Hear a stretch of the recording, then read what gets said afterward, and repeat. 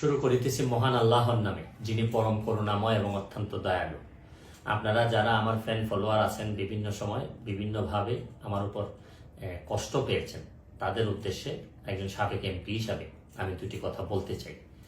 আমি আপনাদের এই সংস্কার, কোটা সংস্কার যে আন্দোলন, এই আন্দোলনে বা বৈষম্য বিরোধী ছাত্র আন্দোলন, এই আন্দোলনে কোটা সংস্কারের জন্য আমি সবসময় আপনাদের সাথে ছিলাম এবং এটাতে যারা আহত নিহত হয়েছেন তাদের পক্ষেও, এই বিচারের পক্ষেও আমি ছিলাম। কিন্তু আমার ব্যর্থতা হচ্ছে কি, আমি আপনাদেরকে বুঝাইতে পারি নাই। এটার জন্য আমি সম্পূর্ণ ব্যর্থ হয়েছি এবং আমি এই ব্যর্থ হওয়ার জন্য আমার যারা ফলোয়ার আছেন, যারা আমাকে নিয়ে প্রত্যাশা করেছেন, সবার কাছে আমি দুঃখ প্রকাশ করতেছি। আমি আপনাদেরকে আরেকটি কথা বলতে চাই।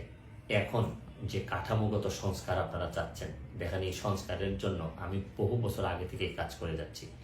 আপনারা দেখেন এই দুর্নীতির বিরুদ্ধে যুদ্ধ গত 15 বছরে আপনারা যে 2-3 জন